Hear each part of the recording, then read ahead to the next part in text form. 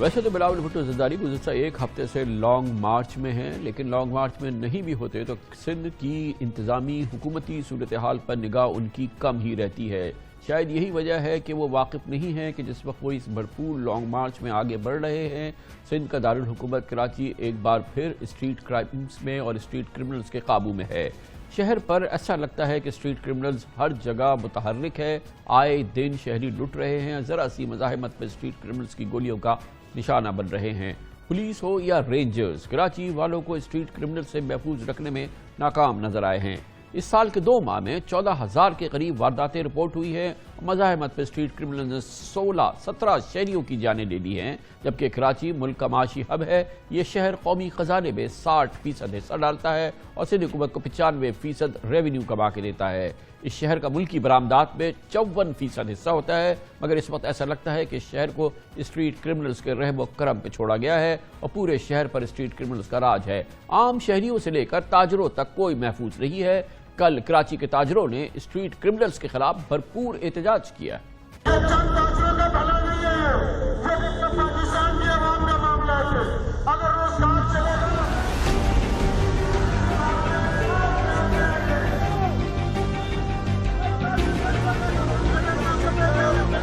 ہم حکومت سندھ سے پوچھتے ہیں، روشنیوں کے شہر کراچی، اس کی رونقوں کے پیچھے کیوں پڑے ہیں آپ نے اداروں کا ستیہ ناش کیوں کیا؟ 7,500 عدالتوں سے ضمانتیں کروا کے واپس جرم کی دنیا میں آ گئے۔ آج تو ہمارے گھروں کے دروازوں پر ہمارے بچوں کو مار رہے ہیں، ہم کس سے کہیں؟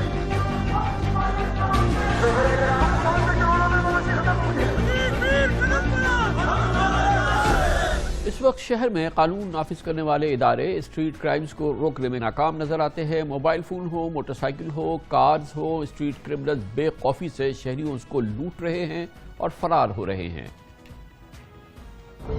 اس سال کے 2 ماہ میں رپورٹ کی گئی وارداتوں کی تعداد 14,000 کے قریب جا پہنچی ہے۔ لوٹ مار کے دوران مزاحمت پر شہر میں اسٹریٹ کرمنلز کے ہاتھوں 17 معصوم جانیں چلی گئیں اور 150 کے قریب افراد زخمی بھی ہوئے۔ اس کے علاوہ پچھلے 2 ماہ میں 4,700 شہریوں سے موبائل فونز لوٹ لیے گئے۔ اسی طرح 8,813 موٹر سائیکلیں چوری یا چھینی گئیں اور شہری 386 گاڑیوں سے بھی محروم ہو گئے۔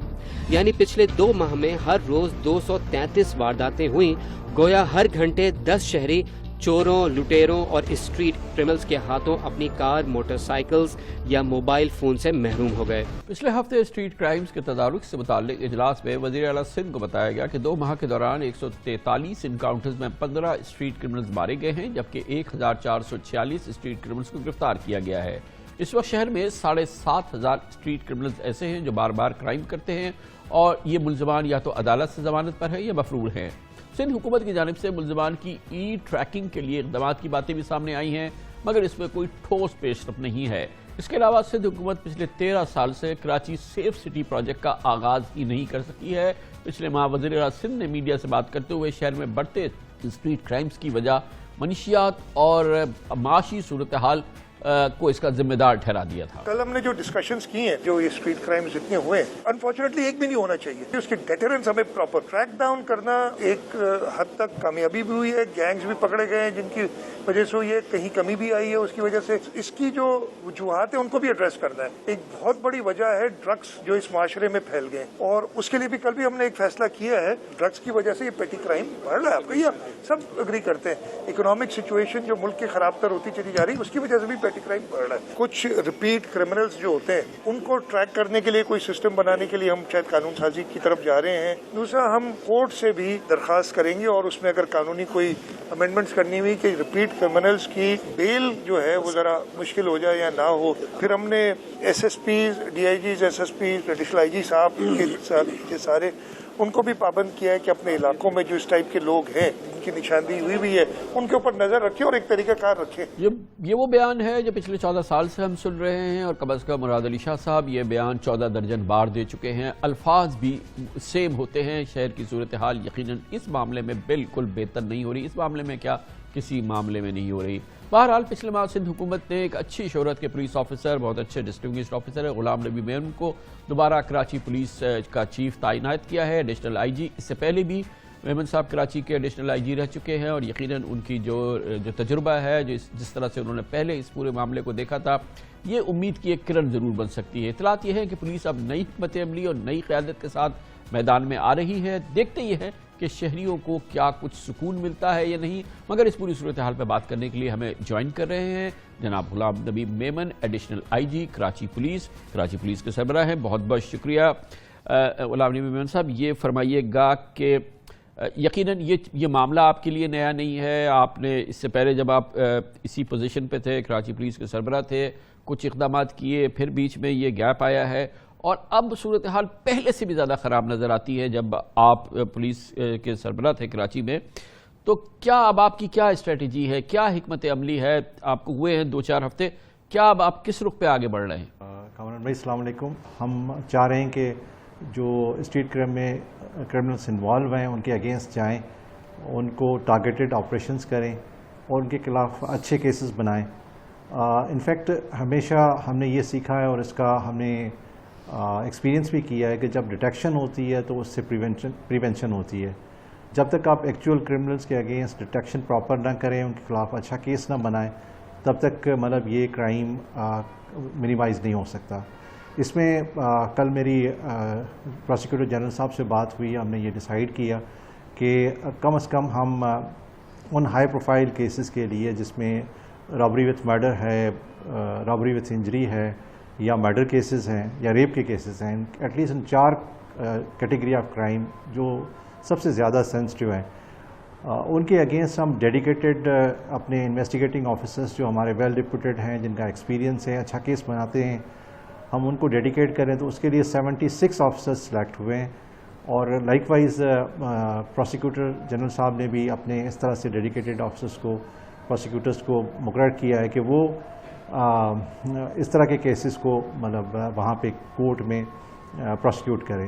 بسائڈس گورنمنٹ کی ایک ہم نے سبمٹ کیا تھا سجیشن کہ کیونکہ پروسیکیوشن بہت زیادہ وہاں پہ کیسز ہوتے ہیں، پروسیکیوٹر اتنے ہیں نہیں، ان کی اتنی کیپیسٹی نہیں ہے، تو اس کے لیے ضروری ہے کہ ایک پینل آف لائرس بنایا جائے جو پرائیویٹ فرم سے لیے جائیں اور ان کو ایک جو ہے نا فکس اماؤنٹ آف منی دی جائے، اس میں پینل بن جائے گا اور پینل کے اگینسٹ پھر یہ چوائس ملے تو کم از کم 1800 کیسز کی جس طرح سے لاسٹ ٹھیک ہے، یعنی کہ یہ ہو گئی پروسیکیوشن سائیڈ جس کو آپ اسٹرینگتھن کرنے کی کوشش کر رہے ہیں، لیکن سب سے پہلے تو شہریوں کو سڑکوں پہ تحفظ چاہیے۔ اس سے پہلے آپ کہہ چکے ہیں کہ کوئی 7500 اس میں ایسے لوگ ہیں جو کہ عدالتوں سے ضمانت پہ رہا ہیں، پھر آپ نے بتایا کہ کچھ اور بڑی تعداد ہے جو کہ ایبسکانڈرز ہیں۔ اس کا مطلب یہ ہے کہ یہ تقریباً جو لگ بھگ لوگ ہیں ان کے انٹیسیڈنٹس آپ کو پتہ ہیں، یہ کون لوگ ہیں، ان کا نام کیا ہے، ان کا شناختی کارڈ نمبر کیا ہے اور رفلی وہ کدھر رہتے ہیں، تو اور یہ کر رہے ہیں، تو ان کے گرد گھیرا تنگ کرنا، ان کو کاؤنٹر کرنا، ان کو گرفتار کرنا، ان کو کٹیل کرنا، یہ تو اتنا مشکل کام نہیں ہونا چاہیے نا پولیس فورس کے لیے۔ نہیں، اس میں دیکھیں پرابلم کیا ہے، پرابلم یہ ہے کہ ہمارا جو کرمنل جسٹس سسٹم ہے وہ کمپلینٹ پہ شروع ہوتا ہے۔ اگر کمپلینٹ نہ ہو تو نیچرلی اس میں پولیس آفیسر کو کمپلینٹ بننا پڑتا ہے اور پولیس کی کمپلینٹ جو ہے نا وہ ایڈمیسیبل نہیں ہے in court of law. Mostly یہ ہوتا ہے کہ موٹر سائیکل چوری ہو گئی، موٹر سائیکل سنیچ ہو گیا، موبائل فون چوری ہو گیا، اس میں بندے اس حد تک تو آتے ہیں کہ بھئی ہمارا کوئی موٹر سائیکل کہیں کسی واردات میں رپورٹ نہ ہو جائے تو اس پہ آ کے وہ پولیس کے پاس بھی کمپلینٹ کرتے ہیں، CPLC میں بھی کرتے ہیں، لیکن آگے جو پورا پروسیجر ہے جس میں اس کو وہاں جا کے گواہی دینی ہے، اکیوز پکڑا جاتا ہے، اس کے اگینسٹ آئیڈینٹیفیکیشن پریڈ ہوتی ہے، اس میں لوگ اوائڈ کرتے ہیں۔ اس کا نتیجہ یہ ہوتا ہے کہ وہ کیس آگے جا کے پھر یہاں تو فیل ہو جاتا ہے اور یہاں ملزمان کی جلدی ضمانت ہو جاتی ہے۔ تو یہ ایک پیکیج ہے جس میں پرائیویٹ پبلک کے لوگوں کو جو وکٹم ہیں ان کو، پولیس کو اور پروسیکیوٹر کو یہ ایک پیج پہ آنا پڑے گا، جس کی ہم پوری کوشش کریں گے کہ لوگوں کو کانفیڈنس دیں، ان کو بتائیں۔ اپریشیٹ کہ آپ لا کی بات کر رہے ہیں اور تمام اس صورتحال کی بات کر رہے ہیں، مگر یہ تو ایکسٹراڈنری سچویشن ہے نا، ایمرجنسی سچویشن ہے۔ ایمرجنسی سچویشن میں پوری دنیا کے اندر اسپیشل لاز بنتے ہیں، اسپیشل طریقہ کار ہوتے ہیں، امریکہ سے لے کے پاکستان تک یہ ہوا ہے۔ یہ بھی کوئی معمولی بات تو نہیں ہے نا سر کہ ہر منٹ ایک آدمی کو بندوق کی نوٹ پہ لوٹ لیا جائے، اس کا جو ٹیرر ہوتا ہے، جو اس کی ہیرسمنٹ ہوتی ہے، وہ کوئی معمولی بات تو نہیں، یہ بھی تو ایک دہشت گردی ہے۔ تو اس سے نمٹنے کے لیے جن اقدامات کی آپ بات کر رہے ہیں وہ کتابی ضرور ہیں، وہ قانونی یقینی طور پر ہیں، لیکن یہ غیر معمولی حالات میں اس کے لیے چاہے قانون سازی کرنی پڑے یا کچھ بھی کرنا پڑے، یہ تقاضا تو یہ ہے نا، کیونکہ انتہائی غیر معمولی صورتحال ہے۔ نہیں، آپ بالکل صحیح کہہ رہے ہیں، لیکن اس میں دیکھیں بات یہ ہے کہ 3 قسم کے ہم میئرس اڈاپٹ کر رہے ہیں۔ نمبر 1 جو شارٹ ٹرم ہے، اس میں آپ یہ دیکھیں کہ پچھلے کوئی 15 دن میں ہم نے 2000 کے قریب پولیس آفیسرز کو ڈفرینٹ جگہوں پہ پوسٹڈ تھے، ان کو نکال کے ہم نے پولیس اسٹیشن پہ دیا۔ سب سے بڑا جو میرا اس میں ویژن ہے کہ وہ یہ کہ پولیس اسٹیشن کو میں جتنی کیپیسٹی بلڈنگ کروں وہ سب سے امپورٹنٹ ہے۔ اور سیکنڈلی ڈسکنیکٹ کیا تھا؟ ڈسکنیکٹ یہ تھا کہ جب اس طرح کے کیسز رجسٹرڈ ہوتے تھے، مثال کے طور پہ وہیکل کرائم، چاروں ہیڈس میں وہ کار کا ہو یا موٹر سائیکل کا ہو، یہ ایف آئی آر کٹنے کے بعد چلے جاتے تھے اے وی ایل سی میں۔